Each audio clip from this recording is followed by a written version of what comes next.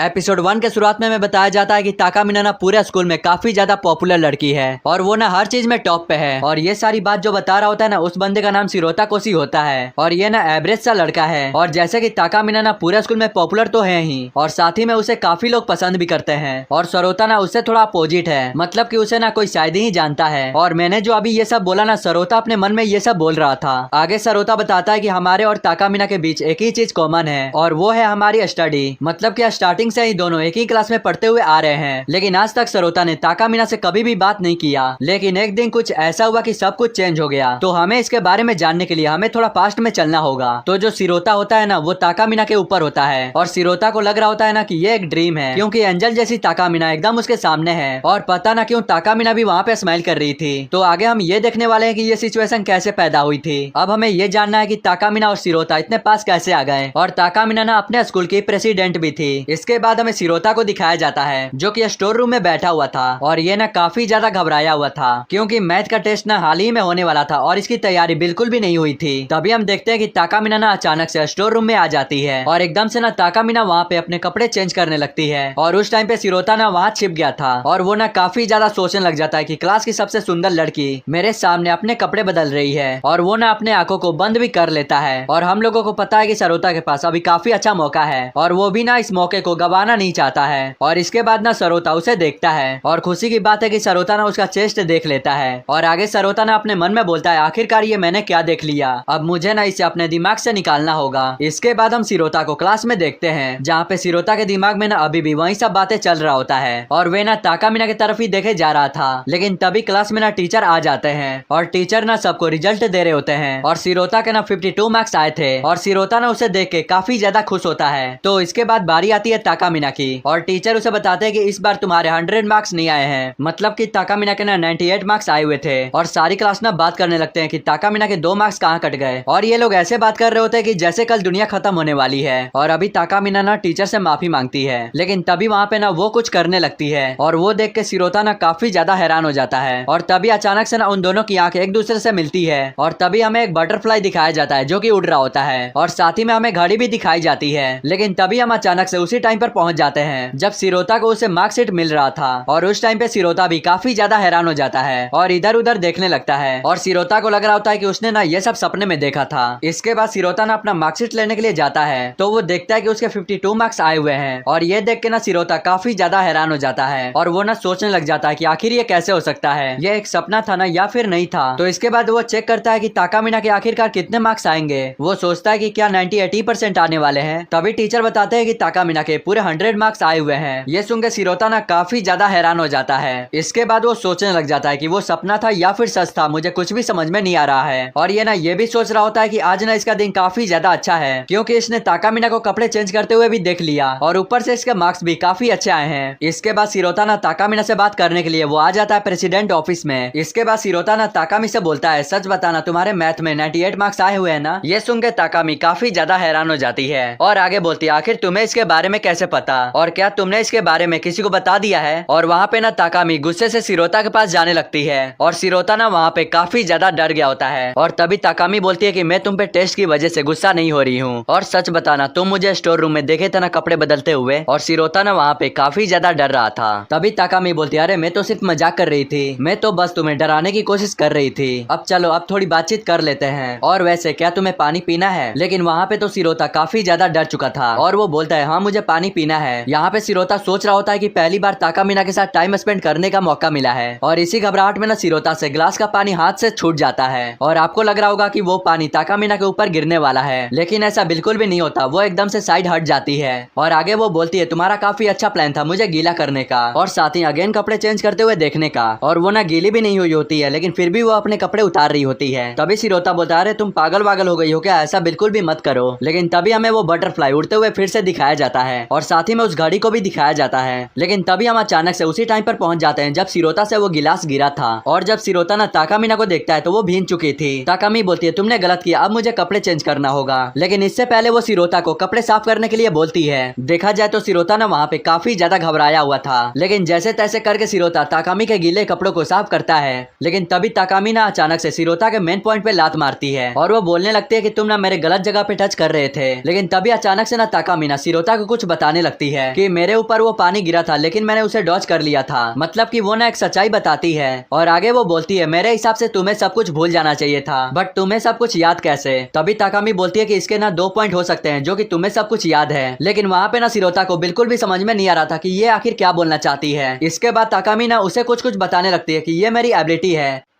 आगे चल के आप लोगों को पता लगेगा कि आखिर ये क्या एबिलिटी है। तभी ताकामी बोलती है कि तुम्हारे दिमाग में एक और क्वेश्चन चल रहा होगा कि मुझे ये एबिलिटी कहाँ से मिली। शिरोता बोलता है लेकिन मुझे तो ये जानना ही नहीं है। लेकिन उसके बाद भी ताकामी उसे बताने लग जाती है। इसके बाद ना वो अपनी तारीफ करते हुए बोलती है कि मैं हर चीज में नंबर 1 पे हूँ और इसी वजह से मुझे ये एबिलिटी मिली है। और वो खुद से ही अपनी तारीफ किए जा रही होती है और वहाँ पे ताकामी ना शिरोता की बेइज्जती भी कर देती है। और वो बोलती है मुझे पता है कि आपको समझने में बहुत ही ज्यादा प्रॉब्लम हो रही होगी क्योंकि आपकी लाइफ 90% गलतियों से ही बीती है। और ताकामी उसे ये भी बताती है कि जब मैं कुछ गलती करती हूँ तब मेरी एबिलिटी एक्टिवेट हो जाती है। और वो बताने लगती है कि जब मैं 5 क्लास में थी ना तब मुझे ये एबिलिटी मिली थी। तो भाई लोग आप सोच रहे होंगे कि आखिर इसे क्या एबिलिटी मिली थी। तो आपने एक चीज पे ध्यान दिया होगा, कभी पास्ट हो जा रहा है, कभी प्रेजेंट हो जा रहा है, कभी पास्ट हो जा रहा है। तो वो सब यही कर रही थी। और जब पास्ट फ्यूचर होता है ना तो सभी लोग भूल जाते हैं, लेकिन शिरोता ना किसी कारण नहीं भूल पाता है। जैसे वो क्लास वाली बातें भी याद रह गई थी और वो पानी गिरने वाली भी बातें याद रह गई थी। और शिरोता के जगह पे कोई और बंदा होता ना तो वो सारी बातें भूल चुका होता। और ये सब सुन के ना शिरोता पगला गया होता है। उसे बिल्कुल भी समझ में नहीं आया होता है कि ये आखिर क्या बोल रही है।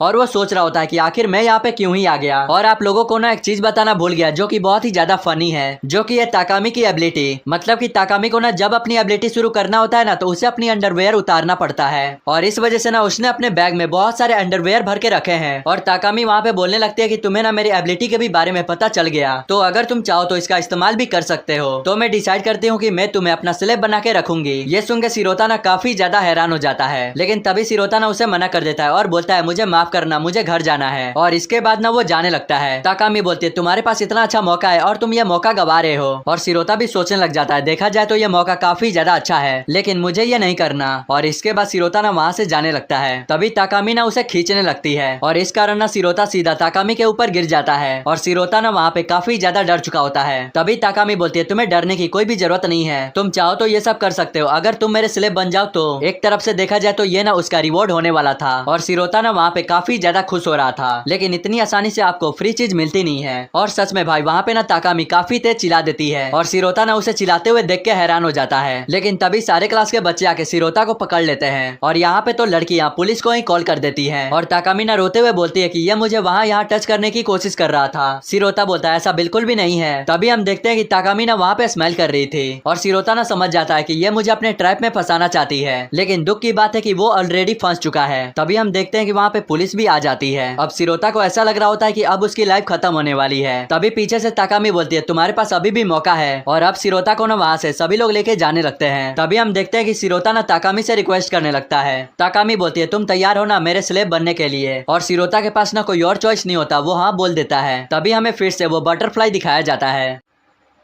और साथ ही में वो घड़ी भी। और हम उस टाइम पे पहुंच जाते हैं जब ताकामी और शिरोता आपस में बात कर रहे थे और शिरोता ना ताकामी का स्लेव भी बन गया था। और उस टाइम पे शिरोता ना काफी ज्यादा रिग्रेट कर रहा था और वो सोच रहा था कि मुझे ना घर चले जाना चाहिए था, ना कि यहाँ आना चाहिए था। तभी उन दोनों में ना बहस छिड़ जाता है। ताकामी बोलती है अगर तुम मेरे साथ बहस करोगे तो तुम्हें पता है ना तुम्हारे साथ क्या हो जाएगा। ये सुन के शिरोता ना उसे माफी मांगता है। तभी ताकामी बोलती है अब मैं तुम्हें पहला काम देने वाली हूँ। और ताकामी ना उसे पैंटी पहनाने के लिए बोलती है। ये सुन के शिरोता ना काफी ज्यादा घबरा जाता है और बोलता है मैं ऐसा बिल्कुल भी नहीं करने वाला। ताकामी बताती है कि तुम्हें वो पैंटी बैग में मिल जाएगी। इसके बाद फाइनली शिरोता उसे पैंटी पहना देता है। तभी ताकामी बोलती है तुम हर वक्त पे अपने आंखें क्यों बंद कर लेते हो, वैसे देखा जाए तो तुम काफी क्यूट हो। और इसी के साथ यहीं पे ये वाला एपिसोड एंड हो जाता है।